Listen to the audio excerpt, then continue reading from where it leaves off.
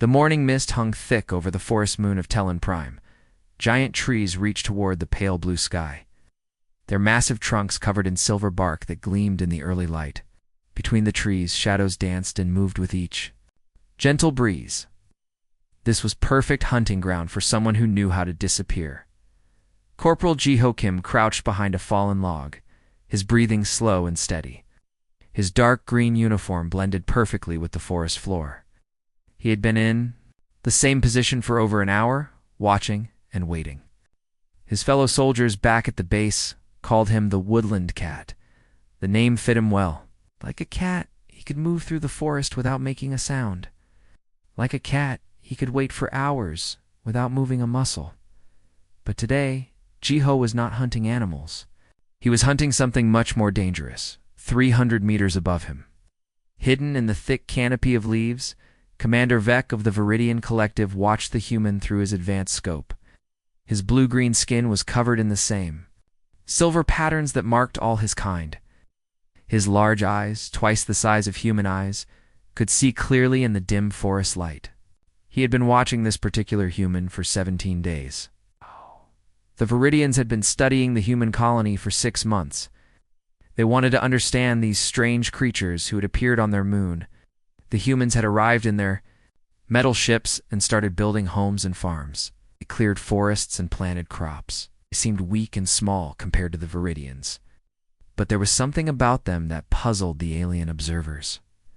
Commander Vec spoke into his communication device using his native language. His words sounded like wind chimes in a gentle breeze. Subject 7 remains in position. The human shows remarkable patience for such a primitive species. His assistant, a younger Viridian named Zil, responded from their hidden observation post. The human has been motionless for 63 minutes. According to our data, humans need to move frequently. They get restless. They get bored. This behavior does not match our studies. Vec adjusted his scope to get a better view of the human. Perhaps this one is different. Or perhaps our understanding of humans is incomplete. Down below, Jiho slowly turned his head to the left. He had spotted something that did not belong in the forest. A small metallic object was attached to the trunk of a tree about 50 meters away. It was no bigger than his fist, but it was definitely not natural. The metal surface was too smooth, too perfect, and it was pointed directly at his position. Jiho had suspected for days that someone was watching him. Small things had been out of place during his patrols. Branches broken in patterns that animals would not make, footprints that were almost human, but not quite right. And now he had found proof. He did not move toward the device. Instead, he remained perfectly still. If someone was watching him, he would not give them the satisfaction of knowing he had discovered their spy equipment. But inside his mind, he was already planning his next moves. The human colony on Tellan Prime was still new. Only 2,000 people lived here, spread across 3 small settlements. They had come here to start fresh lives, to build something better than what they had left behind on Earth. Most of them were farmers, scientists, and engineers. They were not soldiers. They were not prepared for war. But Jiho was different. He had been a soldier for 8 years before coming to Tellan Prime. He had served in 3 different conflicts on Earth. He knew how to fight, how to hide, and how to survive. That was why the colony leaders had asked him to patrol the wilderness areas around their settlements. Commander Vec continued his observations. The human's heart rate remained steady. His breathing is controlled. It's most impressive for such a fragile species. Zil checked his instruments. His body temperature is slightly elevated, but within normal parameters. Should we continue monitoring, or should we move to observe a different subject? We continue. This one is more interesting than the others. The Viridians had been studying humans for months, but they still did not understand them. Humans seemed to be weak creatures. They needed machines to fly. They needed weapons to fight. They needed to eat multiple times per day. They needed to sleep for 8 hours out of every. Compared to the Viridians, who could go for days without food or sleep, humans appeared to be poorly designed for survival. But the Viridians had noticed something strange about humans. When they were threatened, they did not always run away. Sometimes they fought back, even when they had no chance of winning. Sometimes they sacrificed themselves to save others. This behavior made no logical sense to the Viridians. Jiho finally moved, but not toward the spy device. Instead, he crawled backward, deeper into the forest. He moved with incredible slowness, making no sound at all. Every movement was planned and controlled. It was like smoke drifting through the trees. Fascinating, Vec whispered. He is leaving, but he is not running. He's maintaining stealth protocols, even though he believes himself to be alone. Perhaps he has detected our surveillance equipment, Zil suggested. Impossible. Our technology is far superior to anything humans possess. The device is completely camouflaged. But Jiho had not only detected the device, he had also figured out approximately where the observers must be hiding. The angle of the device told him that whoever was watching him was positioned above and to the north. The thick forest canopy would provide perfect cover for aerial observation. As he moved through the forest, Jiho began to plan. He could report his discovery to the colony leaders, but that would only cause panic. The colonists would demand military support from Earth, but help was months away. Or he could try to learn more about these watchers himself. He decided to do both. He would send a coded message to the colony leaders, letting them know about the surveillance. But he would also begin his own investigation. If someone was watching the colony, he needed to know who they were, how many there were, and what they wanted. The forest around him seemed peaceful, but Jiho knew better. Somewhere in the trees above, alien eyes were watching his every move. The game had begun, and he intended to win. Commander Vec watched the human disappear into the shadows. Remarkable camouflage abilities for such a primitive species. Continue monitoring. I want to know everything about this human. Neither the human nor the alien realized that their quiet game of observation would soon become something much more dangerous. Within days, their hidden dance would be interrupted by forces beyond their control, and both would be forced to reveal their true capabilities.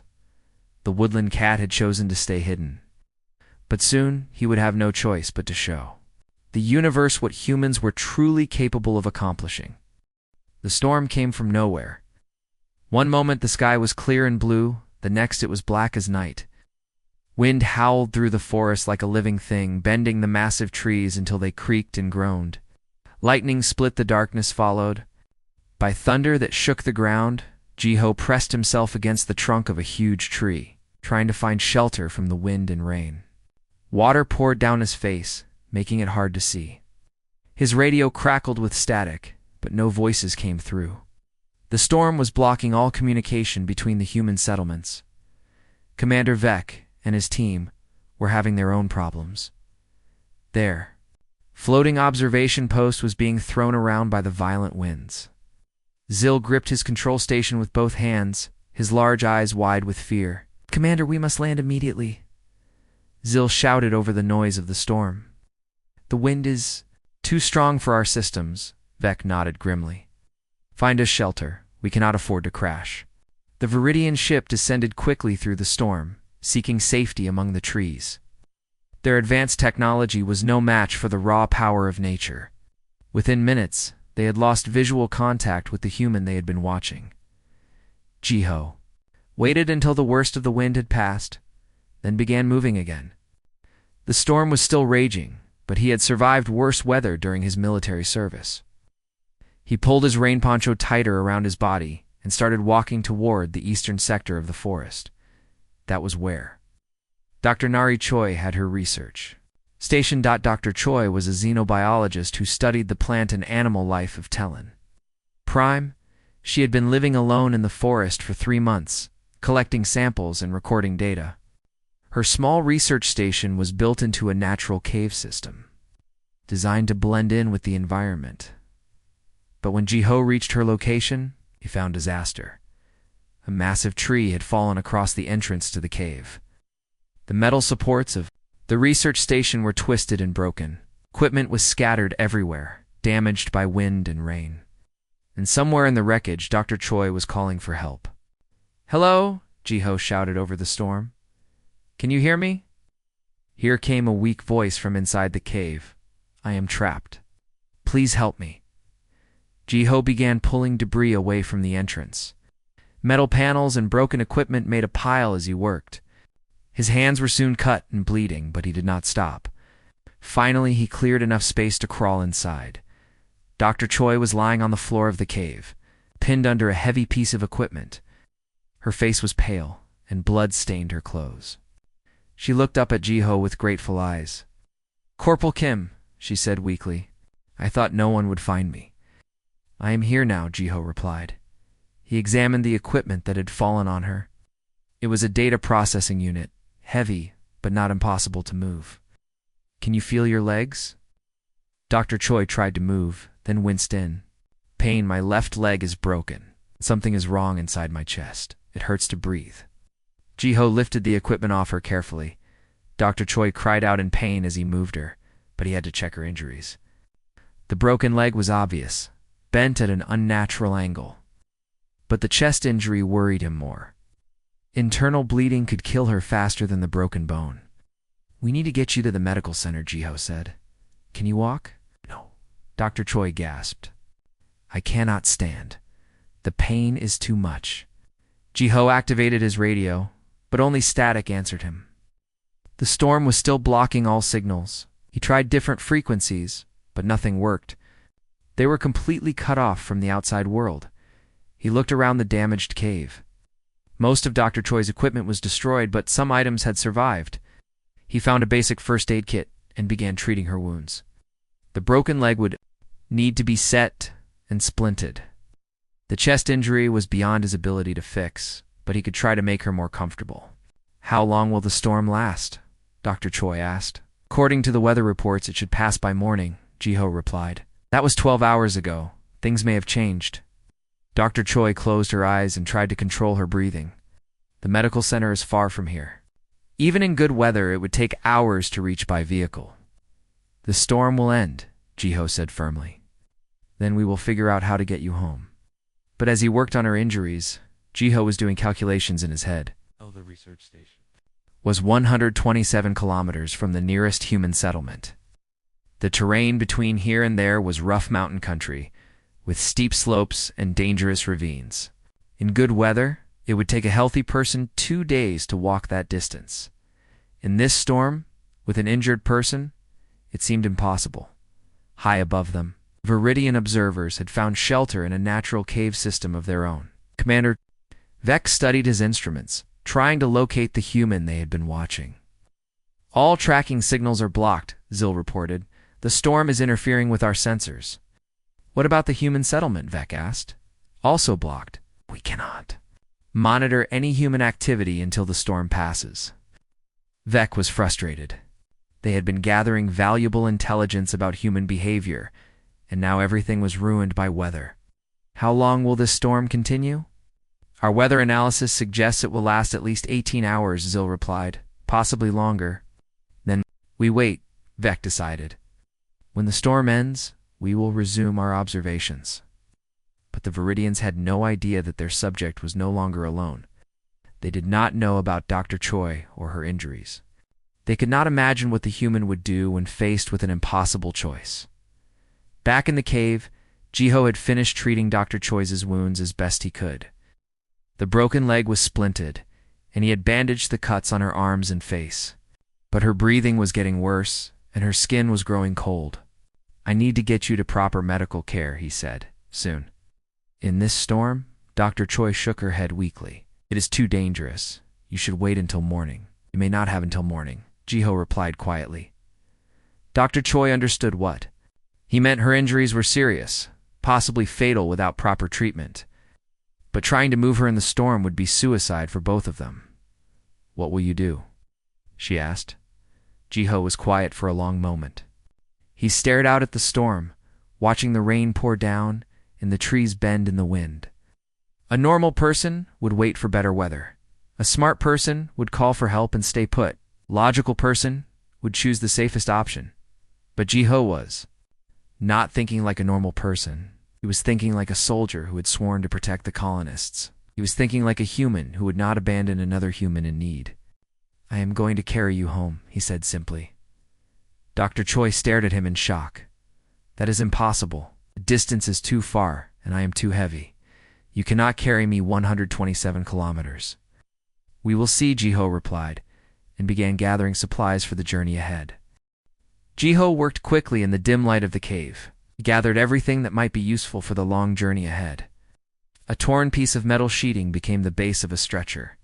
Broken support rods were bent back into shape to form a frame. Dr. Choi's torn clothing was ripped into strips to create bindings and padding. "This will not work," Dr. Choi said weakly, as she watched him build the makeshift stretcher. "I am too heavy. The distance is too far. You will kill yourself trying to save me." "Maybe," Jiho replied without looking up from his work, "but I will not kill myself by doing nothing." He tested the stretcher by pushing down on it with his full weight. The metal bent, but held. It was not perfect, but it would have to do. Pack the first aid kit, 2 bottles of water, and some protein bars that had survived the storm damage. "We need to move now," he said. While the storm is still keeping everyone inside, Dr. Choi did not understand. "What do you mean? Someone has been watching the colony," Jiho explained as he carefully lifted her onto the stretcher. "I found their equipment in the forest. If they see us making this journey, they might try to stop us." The pain of being moved made Dr. Choi cry out, but she bit down on her lip to stay quiet. "Who would be watching us?" "I do not know yet," Jiho admitted. "But I will find out later. Right now, you are my only concern." He tied her securely to the stretcher with the cloth strips, making sure she would not fall off even if the stretcher tilted. Then he lifted the handles and took his first step, toward the cave entrance. The weight hit him immediately. Dr. Choi was not a large woman, but combined with the metal stretcher, she was heavier than he had expected. His shoulders burned with the strain, and he had only taken 3 steps. 127 kilometers. The number echoed in his mind like a challenge. Outside the cave, the storm was still raging. Rain poured down in sheets, making it hard to see more than a few meters ahead. The wind tried to push them sideways as Jiho struggled to find his footing on the slippery ground high above them. The Viridian observers huddled in their own shelter. Commander Vec checked his instruments again, frustrated by the lack of information. "Still no signal from the human settlement," Zil reported.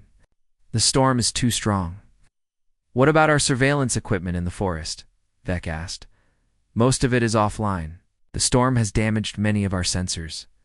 Vec made a decision. "As soon as the weather clears, we will search for the human subject. I want to know what he is doing during this storm." But the Viridians had no idea that their subject was already moving through the forest, carrying a burden that should have been impossible for a human to bear.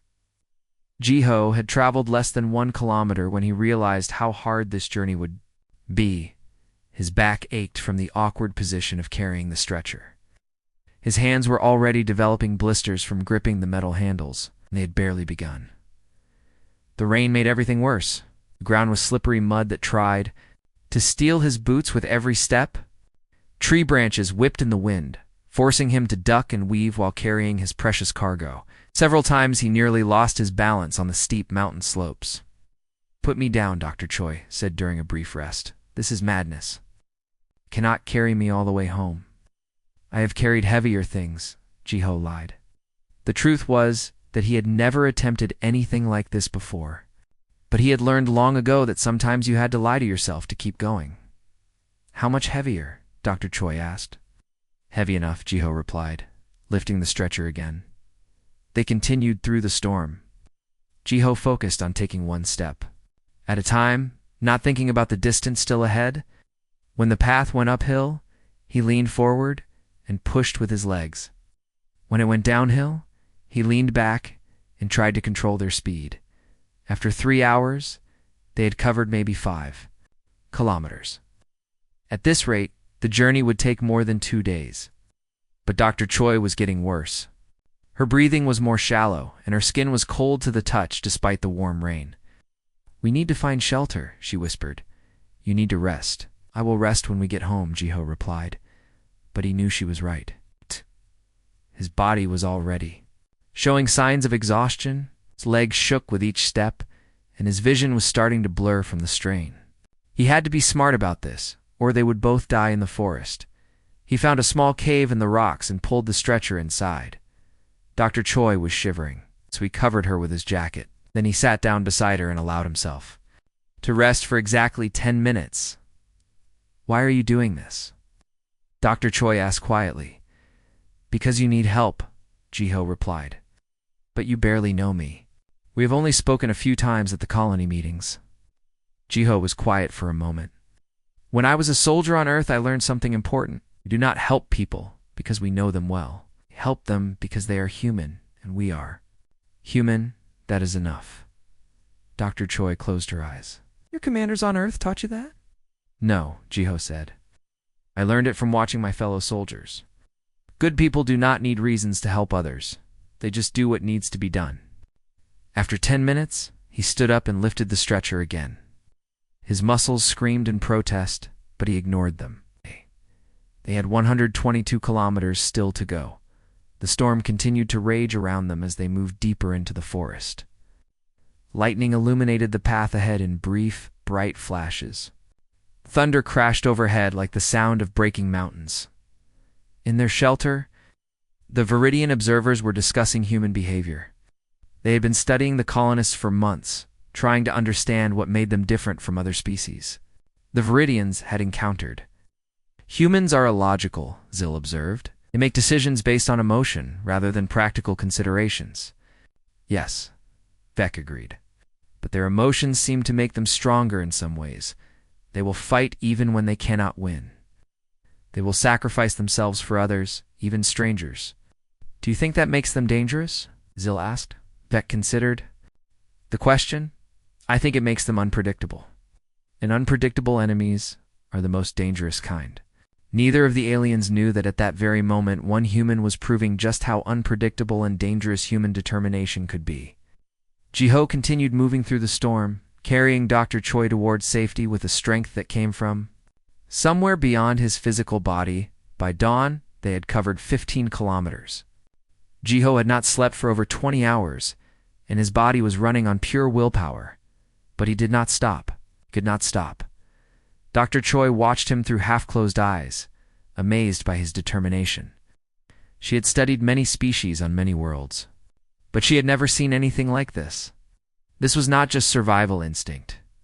This was something uniquely human, something that the watching aliens were about to discover was far more powerful than they had ever imagined. The second day brought new pain. Jiho's hands were raw and bleeding from gripping the metal handles of the stretcher. His shoulders felt like they were on fire, and every muscle in his back screamed with each step. But he kept moving forward. Through the mountain forest, Dr. Choi had stopped talking hours ago. She drifted in and out of consciousness, her breathing shallow and weak. When she was awake, she watched Jiho with growing amazement. He should have collapsed by now. Any reasonable person would have given up, but Jiho was not reasonable. He was something else entirely. The storm had finally ended, leaving the forest steaming in the morning sun. This should have made travel easier, but it created new problems. The wet ground was slippery, and the humidity made the air thick and hard to breathe. Jiho's clothes were soaked with sweat and rain. High above them, Commander Vec and his team had resumed their surveillance. Their instruments were working again, and they quickly located the human they had been watching. What they saw made no sense. He is moving, Zil reported, staring at his screen in confusion. But the readings are impossible. What do you mean? Vec asked. According to our sensors, the human should be dead. His heart rate is dangerously high. His body temperature is elevated. He has not slept in over 30 hours, and he is carrying something heavy. Vec looked at his own instruments. The readings were indeed alarming. What is he carrying? Unknown, but it weighs approximately 60 kilograms. Vec was puzzled. Why would a human carry such a heavy load through difficult terrain when he was already exhausted? It made no logical sense. Continue monitoring. Want to understand this behavior? Down in the forest, Jiho stumbled and nearly dropped the stretcher. He caught himself at the last moment, but the sudden movement made Dr. Choi cry out in pain. I am sorry, he gasped, his voice rough from exhaustion. Have to stop, Dr. Choi whispered. Please, you are killing yourself. Not yet, Jiho replied. We still have far to go. He checked his position using the sun and the mountain peaks around them. They had covered maybe 40 kilometers, less than 1/3 of the total distance. At this rate, they would not reach the settlement for another 2 days. But Dr. Choi would not survive that long. "Leave me here," she said weakly. "Find a safe place and leave me, then go get help." "No," Jiho said firmly. "Why not? It makes sense. You could move much faster without me." Jiho set the stretcher down and looked at her seriously. "Do you have children, Dr. Choi?" "Yes, 2 daughters. They're with my sister on Earth. Then you understand. I will not leave you here to die while your children wait for you to come home, Doctor." Choi felt tears in her eyes. "But if you die trying to save me, then we both lose. Maybe, but at least we lose together." He picked up the stretcher again and continued walking. His legs were shaking now and his vision blurred from exhaustion. But something inside him refused to quit. It was not courage exactly, it was something deeper. Something that the aliens watching him could not understand. The Viridian research. The team was now completely focused on the humans' impossible journey. They had abandoned their other surveillance activities to study this one individual. "His physical condition continues to deteriorate," Zil reported, "but he maintains the same pace." "How is this possible?" "I do not know," Vec admitted. "Our studies suggest that humans should collapse from exhaustion after 24 hours of continuous activity. This individual has been active for 36 hours. Perhaps our data is wrong," suggested another team member. "Or perhaps this human is exceptional," Vec replied. "Continue recording everything. Our scientists will want to study this behavior." What the aliens did not understand was that Jiho was not exceptional. He was simply human. And humans had been doing impossible things for thousands of years when the lives of others depended on it. As the day wore on, Jiho's condition got worse. He stumbled more frequently. His breathing became labored. Several times he had to stop and rest, but never for more than a few minutes. He was afraid that if he stopped for too long, he would not be able to start again. Dr. Choi watched him with growing concern. She was a scientist, and she understood human biology. What Jiho was doing should not be possible. His body should have shut down hours ago. "How are you still moving?" she asked during one of their brief rest stops. Jiho wiped sweat from his face with his torn sleeve. "I do not know. Just keep thinking about your daughters. They need their mother to come home, but you do not even know them." "I do not need to know them. They are children who need their mother. That is enough." Dr. Choi realized that she was witnessing something remarkable. This was not just physical endurance. This was the human spirit refusing to accept defeat. I had read about such things in history books, but she had never seen it in person. "Oh." "Me about them," Jiho said as he lifted the stretcher again. "Tell me about your daughters." Dr. Choi understood. "Ass." He was using her children as motivation to keep going. The older one is named Min Jung. She is 8 years old. She wants to be a doctor when she grows up, like her mother, Jiho said, managing a small smile despite his exhaustion. "No, a medical doctor. She says scientists are too boring." Dr. Choi laughed weakly. "The younger one is Soha. She is 5. She loves to draw pictures of flowers and butterflies. They must miss you," Jiho said. "Yes, I have been away for 3 months. Minjung writes me letters every week. Then we will make sure you get home."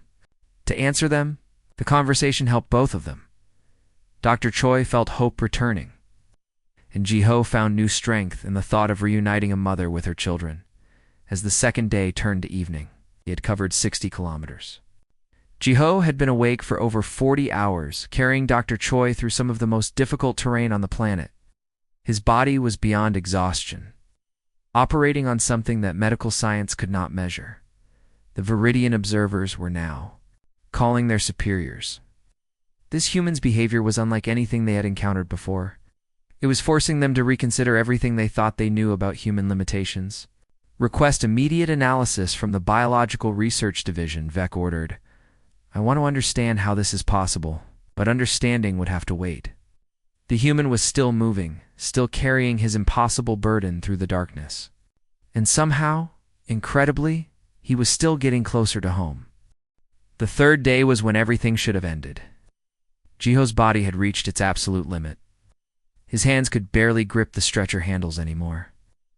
His legs moved like a broken machine, each step a struggle against gravity and exhaustion. His vision came and went in waves, and he had started talking to people who were not there. But still, he kept moving. Dr. Choi had not spoken in hours. Her breathing was so shallow that Ji-ho had to stop frequently to check if she was still alive.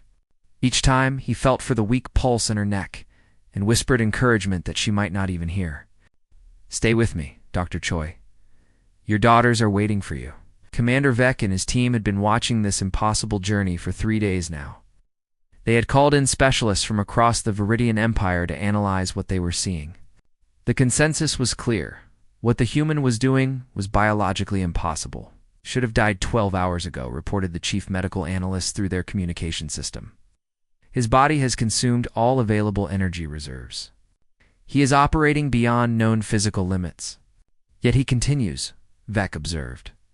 "How do we explain this?" "We cannot. This challenges everything we know about biological systems. Either our understanding is flawed, or this human possesses capabilities we have never encountered." Zil checked his instruments again. His vital signs are extremely weak, but stable. It is as if his body has found a way to function without normal energy sources. "What energy sources?" Vec asked. "Unknown. Perhaps psychological, perhaps spiritual. We have no scientific explanation." Down in the forest, Ji-ho was having conversations with his dead father. In his exhausted mind, the old man was walking beside him, encouraging him to keep going. "You always were stubborn," his father's voice said.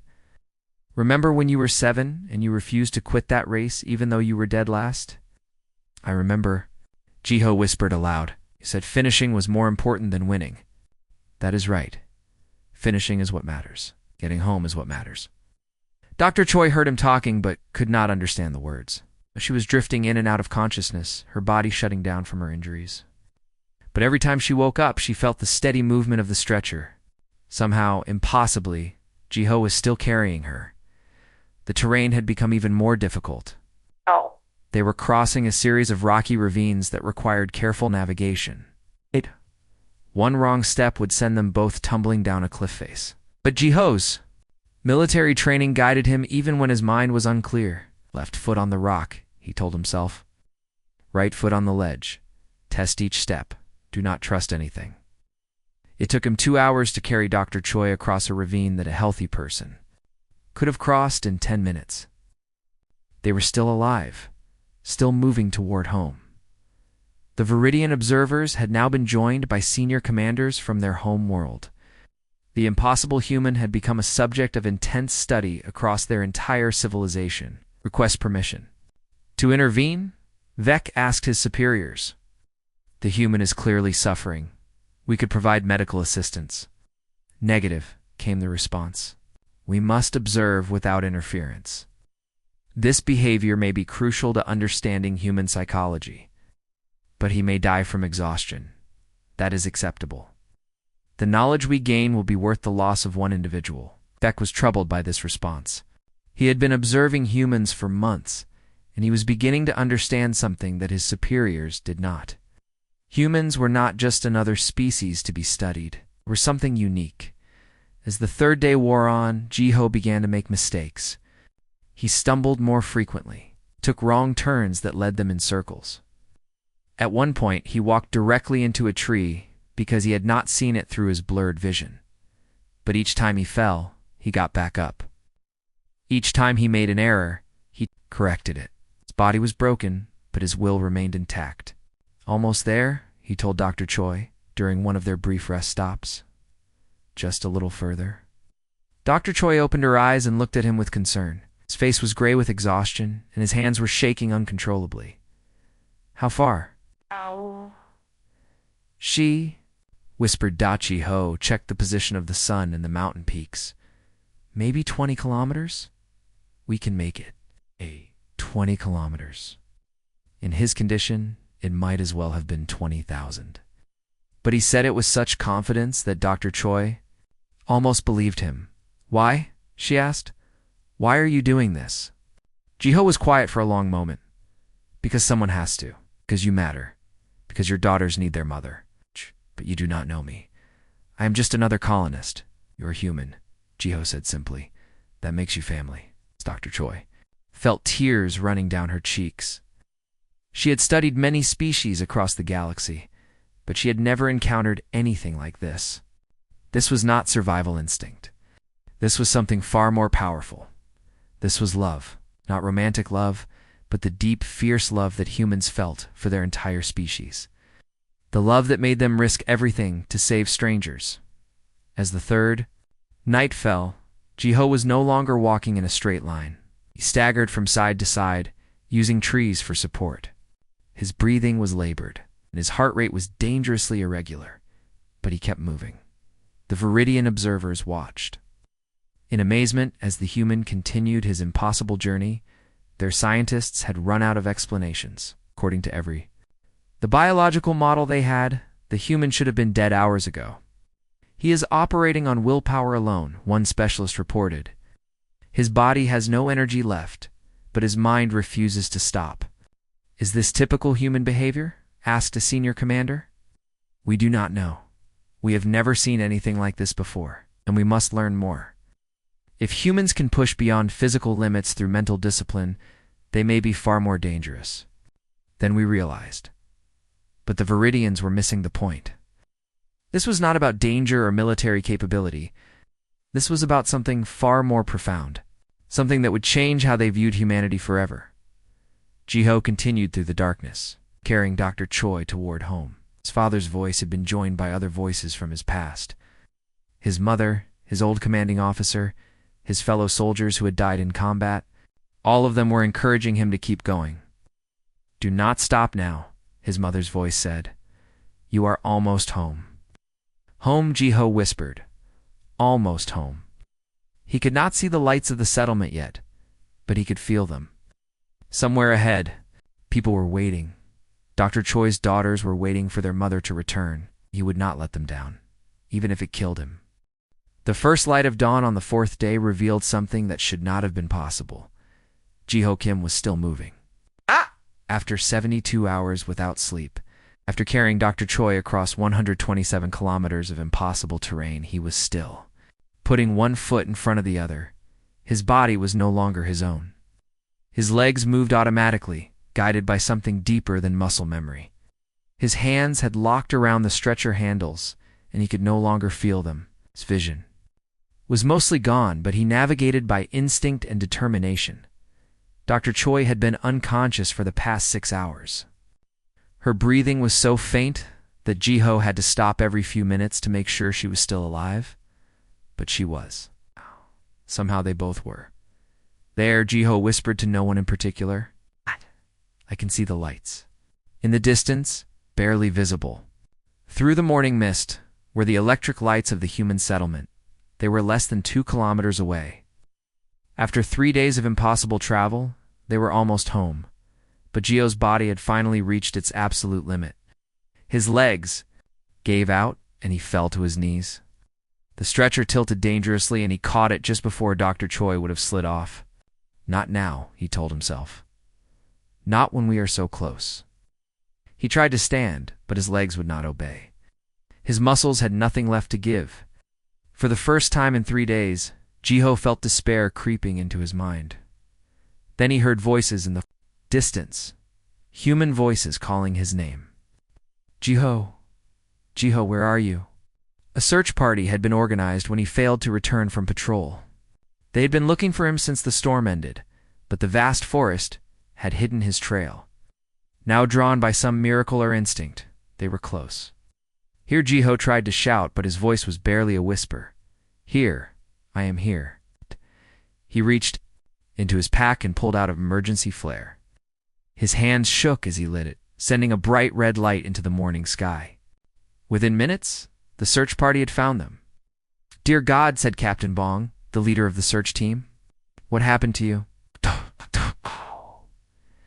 Jiho looked up at his friend with eyes that had seen too much. Dr. Choi is injured. She needs medical attention. Immediately, search team quickly took over, loading Dr. Choi onto a proper medical stretcher and calling for emergency transport. Jiho tried to stand and follow them, but his legs finally gave out completely. He collapsed on the forest floor. His mission complete?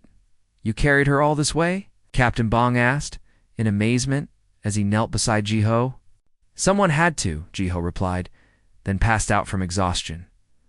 High above them, the Viridian observers watched the rescue with growing understanding. Commander Vec had been silent for the past hour, processing what he had witnessed. Sir Zil said quietly, the human completed his mission. He carried the injured female to safety? Yes, Vec replied. I saw. Our analysis suggests this should have been impossible. No known species could have accomplished what he did. Vec was quiet for a long moment. Perhaps we do not understand what is possible. A communication came in from the Viridian High Command. Observer Vec, report your findings on human capabilities. Vec looked down at the unconscious human who had just redefined the impossible. I request permission to make direct contact with the human leadership. For what purpose? To discuss alliance rather than conquest. There was a long pause. Explain. Hey. Humans are not what we thought they were. They're not weak or primitive. They possess capabilities that we cannot measure or understand. This individual carried another human 127 kilometers over 3 days without rest. He did this not for personal gain, but simply because another human needed help. And if they will do this for strangers, imagine what they will do for allies, or against enemies. Another pause. You are suggesting they are dangerous? I'm suggesting they are extraordinary. We came here to study a primitive species. Instead, we have discovered something far more valuable, which is partners. The communication ended, and Vec made his decision. He would reveal himself to the human leadership and propose formal contact between their species. What he had witnessed in the past 3 days had changed everything. Down. In the settlement, Dr. Choi was rushed to the medical center. Her injuries were severe, but she would survive. The doctors said that a few more hours without treatment would have been fatal. But Jiho had gotten her there just in time. Jiho himself was in a medical bed, receiving treatment for exhaustion and dehydration. He had lost 15 pounds in 3 days, and his body would need weeks to recover. But he was alive, and more importantly, so was Dr. Choi. Captain Bong visited him that afternoon. The doctors say you should have died yesterday. How did you? Keep going, Jiho? Thought about the question? I do not know. Just could not stop while she needed help. The entire colony is talking about what you did. They're calling you a hero. I am not a hero, Jiho said quietly. I just did what anyone would do. No, Captain Bong replied. You did what humans do, and apparently that is something special. Next day, Commander Vec appeared at the settlement gates. He came alone, without weapons, carrying a white flag and the universal symbol of peace. The human leaders were shocked but agreed to meet with him. We have been watching your colony, Vec explained through a translation device. We came to study you, to understand your species. And what did you learn? Asked Director Soong, the colony leader. That we were wrong about everything. We thought humans were weak, primitive creatures. We believed you were inferior to us in every way. What changed your mind? Vec looked toward the medical center where Jiho was recovering. One of your people carried an injured woman 127 kilometers over 3 days without rest. He did this not because he knew her well, but simply because she was human and needed help. And that impressed you? It terrified us, Vec admitted. Not the physical capability, though that was remarkable, but the motivation, the willingness to sacrifice everything for another person, even a stranger. Director Soong nodded slowly. That is what we call humanity, and it is something we have never encountered before. In our species, logical self-interest guides all decisions. But your people operate on principles we do not understand. What do you want from us? Alliance? Partnership? We want to learn from you, and perhaps you can learn from us. You have technology. That could benefit your colonies. You have something we need, which is hope. The belief that individuals matter. The strength to do impossible things when others depend on you. The meeting continued for hours, laying the groundwork for formal contact between the two species. But the foundation of that relationship had been built over 3 days by one exhausted human who refused to abandon another. Weeks later, when Jiho had recovered, he was visited by Dr. Choi. She had made a full recovery and was preparing to return to her research. "I wanted to thank you," she said, "to tell you that my daughters know what you did. They drew pictures for you." She handed him 2 drawings. One showed a man carrying a woman through a forest. The other showed the same man surrounded by stars with the words "Our hero" written in a child's handwriting. "They want to meet you when they visit next year," Dr. Choi said. "I would like that," Jiho replied. "Why did you do it, really?" Jiho looked at the drawings and smiled. "Because someone had to. Because you mattered. Because that is what humans do for each other." Dr. Choi nodded, finally understanding. She had spent years studying alien species across the galaxy, but she had never truly understood her own species until she watched one. Man refused to give up on her. That was humanity's greatest strength. Not their technology or their weapons, but their unwillingness to abandon each other, no matter how impossible the odds.